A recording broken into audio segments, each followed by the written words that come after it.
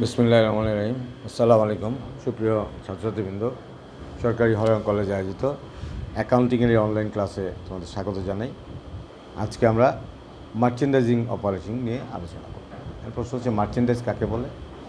মার্চেন্ডাইজের সবচেয়ে সহজ সংজ্ঞা হচ্ছে যেই পণ্যের ব্যবসা করবে সেটাই তার জন্য মার্চেন্ডাইজ।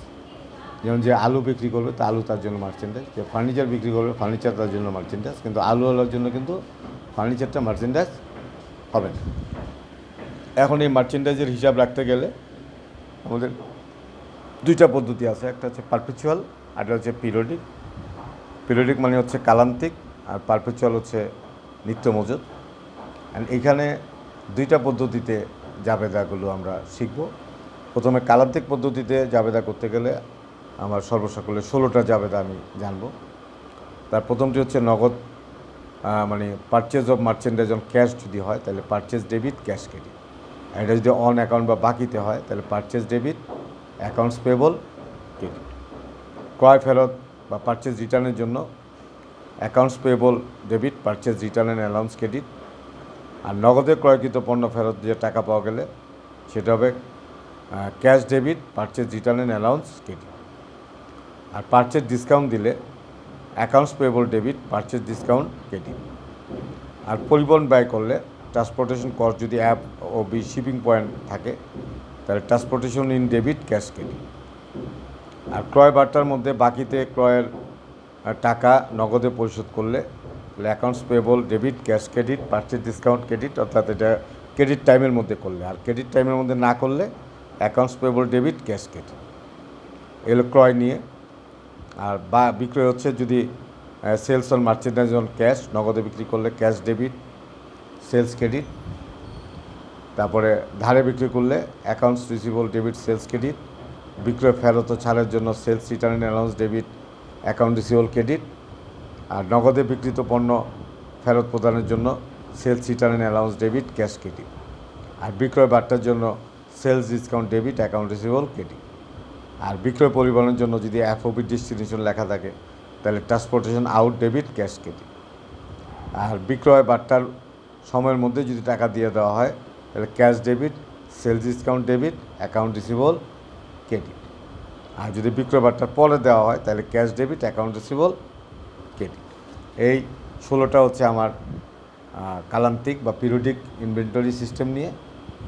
তারপরে আমার জানতে হবে আরও 16টা পারপেচুয়াল সিস্টেম নিয়ে। একই ঘটনা, যেমন নগদে ব্যবসায়িক পণ্য যদি বিক্রি করি তাহলে merchandise inventory debit cash credit. আর যদি বাকিতে বিক্রি করি merchandise inventory debit accounts payable credit.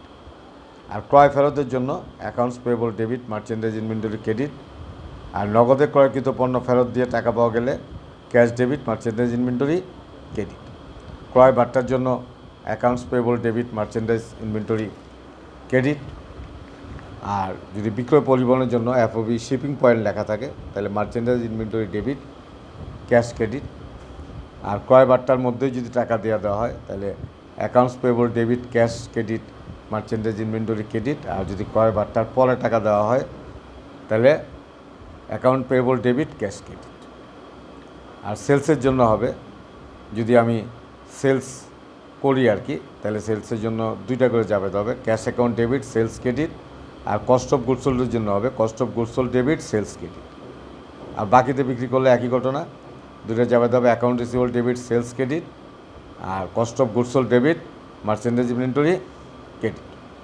ঠিক বিক্রয় ফেরত ছাড়ের জন্য একই ঘটনা, দুইটা যাবে হবে sales return and allowance debit account receivable credit. আর অ্যাডজাস্টমেন্ট অফ কস্ট প্রাইজের জন্য merchandise inventory debit cost of goods sold credit. আর নগদে বিক্রিত পণ্য ফেরত আসলে এখানেও দুইটা যাবে হবে sales return and allowance debit cash credit, তারপর merchandise inventory debit cost of goods sold credit. আর বিক্রয় বার্তা দেওয়ার জন্য সেটা হবে sales discount debit account receivable credit. বিক্রয় পরিবহন দেওয়ার জন্য এফওবি ডেস্টিনেশন লেখা থাকলে delivery exchange debit cash credit. আর বিক্রয় বার্তার সময়ের মধ্যে বাকিতে টাকাটা যদি পাওয়া যায় আর কি, তাহলে cash debit sale discount debit আর অ্যাকাউন্ট রিসিভেবল ক্রেডিট। আর সময়টা যদি পেরিয়ে যায় তোমার টাকা পাওয়া গেলে cash debit account receivable credit. অর্থাৎ এখানে দুইটা প্রায় একই লেনদেন, শুধু দুইটার মধ্যে পার্থক্য হচ্ছে যে পণ্য বিক্রয়ের ক্ষেত্রে নগদ বাকি এবং পণ্য ফেরতের ক্ষেত্রে সেটা আমার দুইটা করে জাবেদা এখানে করতে হবে। আর পারপেচুয়াল থেকে পিরিয়ডিকে যেতে গেলে সেলস, পারচেস রিটার্ন, ট্রান্সপোর্টেশন এবং পারচেস ডিসকাউন্ট, এই চারটা কথাকে মার্চেন্ডাইজ ইনভেন্টরি লিখলে এটা কী হয়ে যায়, পিরিয়ডিক থেকে এটা পারপেচুয়াল হয়ে যায় আর কি। তো এই কথা এই যে 8-16টা জাবেদা আমার কী করতে হবে, অবশ্যই শিখে নিতে হবে। আর একটা আছে নেট এবং কি নেট ডিসকাউন্ট এবং নেট গ্রসের একটা হিসাব আছে। অর্থাৎ যদি আমরা পণ্য ক্রয়ের ক্ষেত্রে বার্তার সুযোগ আমরা গ্রহণ করি তাহলে সেটা নেট মূল পদ্ধতি, আর যদি আমরা কি গ্রহণ না করি তাহলে সেটা কি গ্রস আর কি। অর্থাৎ এখানে আমরা যদি আমরা ইয়েটা কী করি যে মোট পদ্ধতিতে, যেমন পারচেস আমরা যদি লিখি আর কি, purchase debit accounts payable credit 9,000 টাকা বা 10,000 টাকা, এখন এটা 2% বার্তা দেওয়ার অপশন আছে। তা আমরা যদি এমন হয় আর কি যে আমরা এই বার্তার সুযোগটা নিবই, তাহলে 9 দোকানে 18, এই 180 টাকা বাদ দিয়ে আমি এন্ট্রিটা লিখব, তাহলে এটা ডেট পদ্ধতি হয়ে যাবে। অর্থাৎ বার্তার সুযোগ আমরা নিশ্চিতভাবে নিব, এই জিনিসটা যদি আমরা কি করি, ব্যবহার করি, তাহলে এটা কি হয়ে যাবে, নেট পদ্ধতি হয়ে যাবে আর কি। আর যেমন আমরা accounts payable debit purchase discount 2% আছে ক্যাশ, তাহলে আমার কি এই যে 2% যে বার্তার সুযোগ নেওয়া, এটাই হচ্ছে আমার নেট পদ্ধতি, এটা আমার জানতে হবে আর কি। তাহলে আমার এই অঙ্ক করার জন্য 2টা 8-16টা করে জাবেদা আমার লাগবে, এবং এই জাবেদাগুলো খুব সহজ, আগেই জাবেদা করা আছে সব, জাস্ট খালি একটু আলাদা করে মনে রাখার জন্য আমি সেপারেট করে দিলাম আর কি। আর এখানে আরেকটা জিনিস প্রয়োজন হবে, সেটা হচ্ছে ইনভেন্টরি লেজার। সেটা পারপেচুয়ালে হইতে পারে, পিরিয়ডিকও হইতে পারে আর কি। তা এখন সেটা যদি হয় আর কি, তাহলে এখানে আমার purchase cost of goods sold balance, এটা কিন্তু আমার যদি লাগবে। অর্থাৎ এখানে পারচেজে যেটা আসবে, তারপর ইস্যু করার ক্ষেত্রে আমার ইস্যু করে যত টাকা থাকে ওইটা বাকিটা ব্যালেন্সে যাবে। এই জন্য যে পদ্ধতি আছে, LIFO last in first out, FIFO first in first out, তারপরে ওয়েটেড অ্যাভারেজ, যে কোনো পদ্ধতি কী করা লাগতে পারে, আমার ব্যবহার করা লাগতে পারে। আর যদি পারপেচুয়াল বলে, তাহলে পারচেজের পরে কস্ট অফ গুডস সোল্ডটা কিন্তু আলাদা করে আবার দেখাইতে হবে, আর তারপরে ব্যালেন্স দেখাইতে হবে আর কি। আর যদি পারপেচুয়াল না বলে, তাহলে সেক্ষেত্রে আমার পারচেস, তারপর ইস্যু এবং ব্যালেন্স, এই তিনটা দিয়ে কী করতে হবে, এটা দেখাইতে হবে। তাহলে এই মার্চেন্ডাইজ ইনভেন্টরির ক্ষেত্রে আমার তাহলে 2 রঙের অঙ্ক আসতেছে। প্রথমটি হচ্ছে আমার কি করতে হবে, জার্নাল করতে হবে।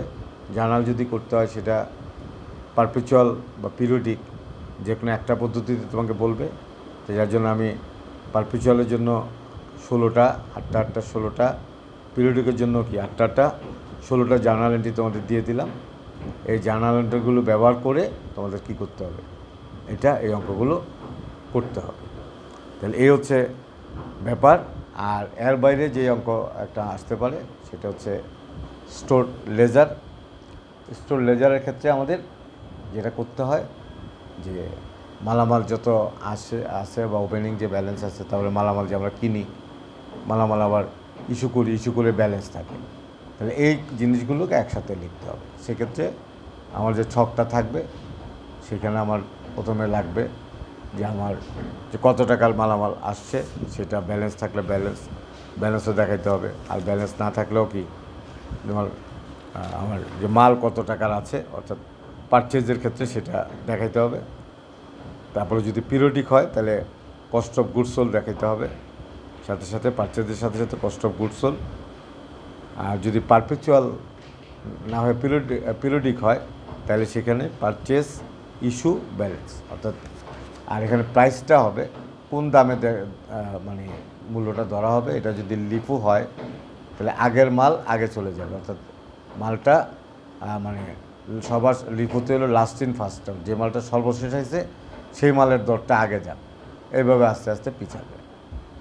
আর যদি ফিফো হয়, ফার্স্ট ইন ফার্স্ট আউট, সেখানে যত আগে মাল ঢুকছে ওই মালটা আগে কি হবে এখানে দিতে হবে, দিয়ে তারপরে ব্যালেন্সে মালটা দেখাইতে হবে। তাহলে এই হচ্ছে আজকের আলোচনা। আশা করি সবাই বুঝতে পেরেছ। পরবর্তী আলোচনা দেখার আমন্ত্রণ জানিয়ে এখানেই শেষ করছি। সবাই ভালো থাকো। আসসালামু আলাইকুম।